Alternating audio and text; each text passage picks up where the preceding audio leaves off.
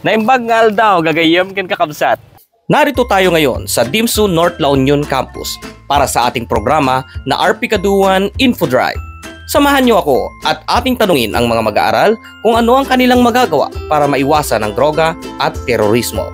Naritong muli ang inyong lingkod, Police Corporal Di Guzman, ang Kuya Degs ng RP Kaduan.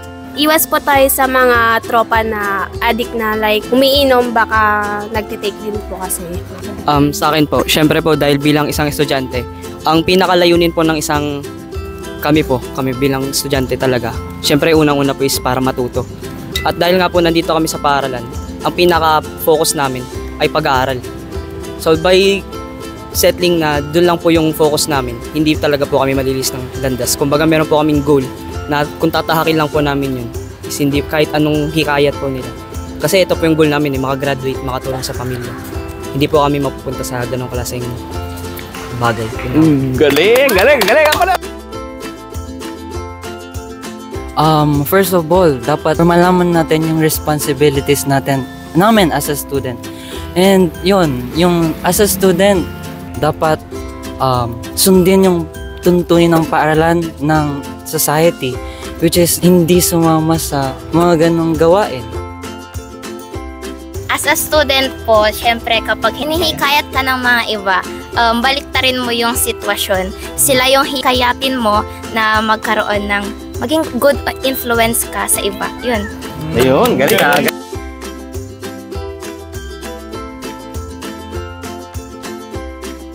Tsaka syempre makikita nyo din dito, meron kayong flyers yung isumbong. Kapag kunyari may problema tayo, pwede nyo siyang i-message. Bilang mga estudyante, ayan, ano ang inyong magagawa para makaiwas sa drugs? Ayan, sino? Oh, ikaw. Huwag gumawa ng masasamang bisyo. Ayan, meron.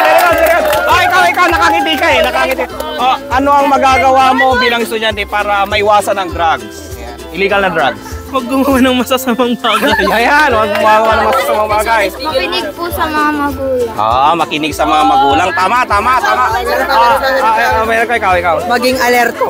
Maging alerto. Parang pala, 24 oras yan ano pa, ikaw. Huwag magbisyo para hindi masama sa masasamang gawain. Ayan. Sir, meron pa sir. Piliin ng magiging kaibigan. Ayan, tama, di ba?